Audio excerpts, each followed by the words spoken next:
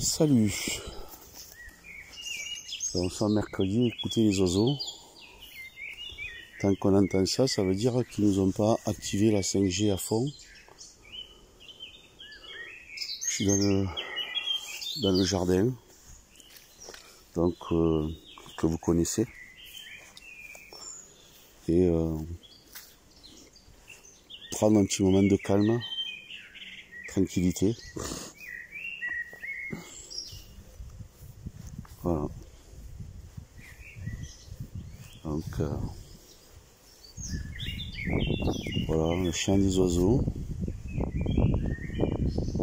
Comme il fait pas beau, comme il fait pas chaud, des gens qui ont la maison avec la piscine jouxtant le jardin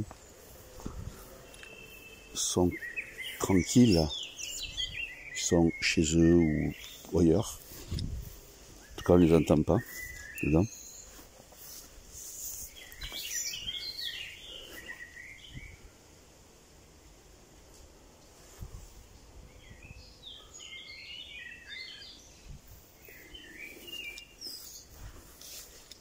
C'est bien d'être avec les arbres, le vert, cette couleur comme ça,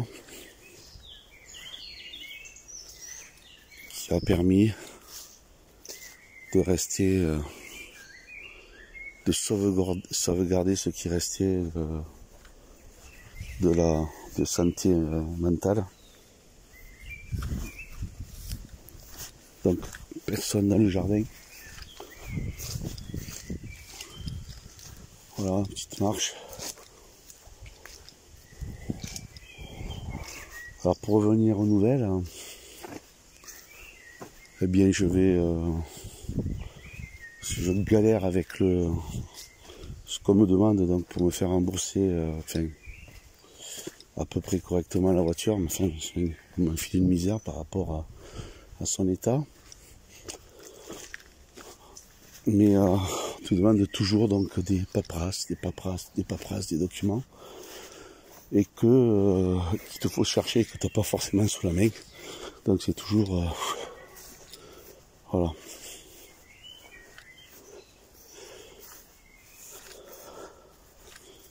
Donc il va falloir que j'achète une voiture.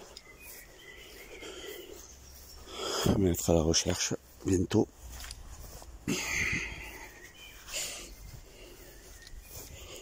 Et là voilà, donc le coin des orties, j'en ai ramassé, je fais de la tisane. Donc peut-être que j'en ramasserai demain si j'ai le temps. Je vais pas pouvoir venir. Ah voilà. Les voilà. Les voilà. Regardez. Magnifique. Les oiseaux là. C'est superbe.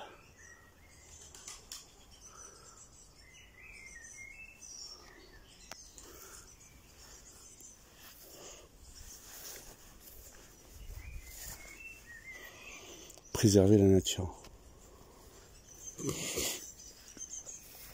Alors, tiens, à ce propos, j'avais fait une petite vidéo la semaine dernière, je crois, et dans laquelle, récente, de 3-4 jours peut-être, où j'ai repris en fait une vidéo, une information donc de Librairie Informa, que 200 vedettes internationales, dont Madonna, Marion Cotillard, Monica Bellucci, Jane Fonda et autres, donc bien sûr avec toujours les mêmes, vont signer un manifeste pour confiner les gens en permanence. Sauf eux bien sûr, parce que donc avec leur argent, ils achètent tout.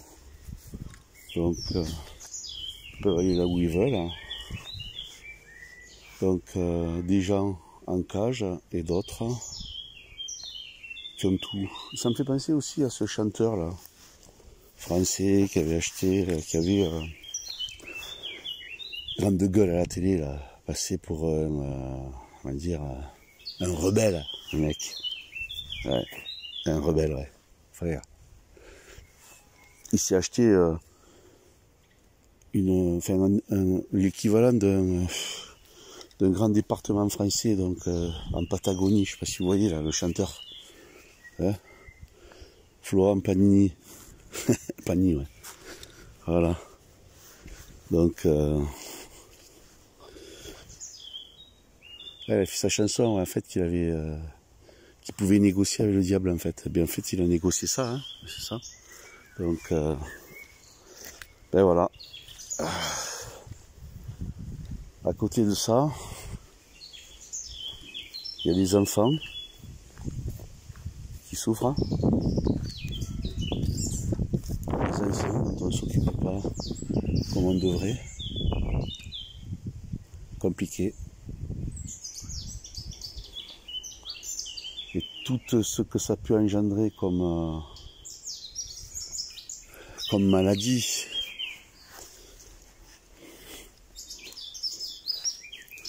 Donc lié au mal-être, à la souffrance.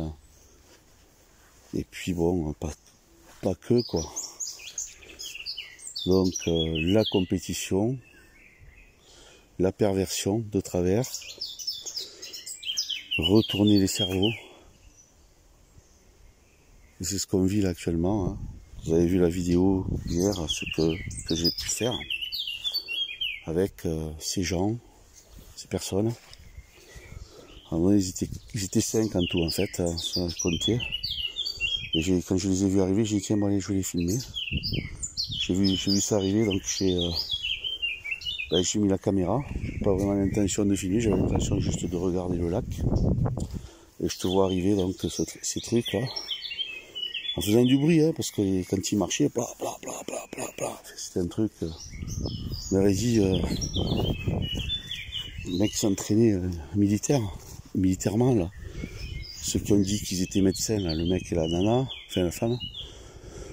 Alors bon, je les ai masqués, je les ai quand même filmés un petit peu parce qu'ils avaient les masques. Il y en avait un qui l'avait pas par contre, celui qui disait oui, je connais quelqu'un. Ah oui, dites-moi, vous connaissez quelqu'un? Oui, vous allez dire ça.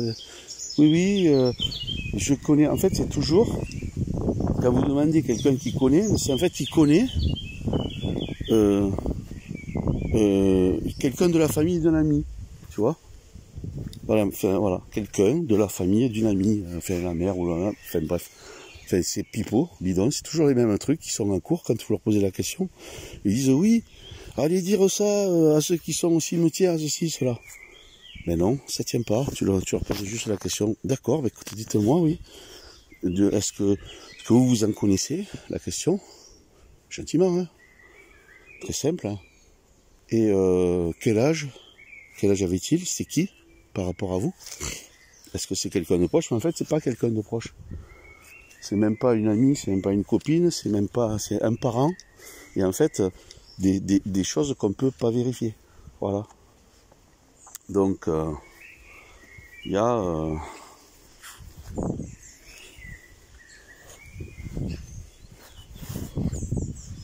et j'avoue que hier j'étais assez fatigué. Ça m'a fatigué. Le déconfinement plus fatigant que le confinement pour l'instant. Mais bon, c'est des choses donc à régler pour ça. Voilà, donc je vais vous sur cette réflexion là, un petit peu toujours sur le. Peut-être qu'il y en a qui vont dire François tu rabâches, ouais. Mais bon, j'en suis là quoi. Je suis toujours sur ce témoignage hein, que vous avez vous aussi, de votre côté. Moi je vais direct.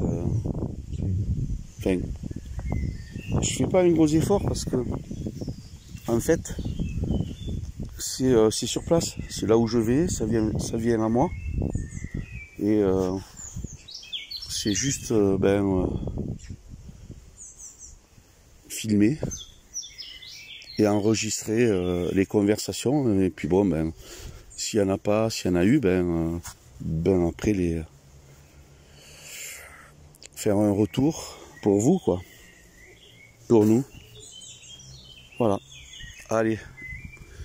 Je vous dis, je sais pas quand. Donc on est le mercredi 13 mai 2020. Et puis je vous souhaite paix, amour, joie, bonheur, bénédiction. Donc restez dans la joie et puis pas de peur, pas de... Hein, mais bon ça, vous le savez. Allez, je vous embrasse.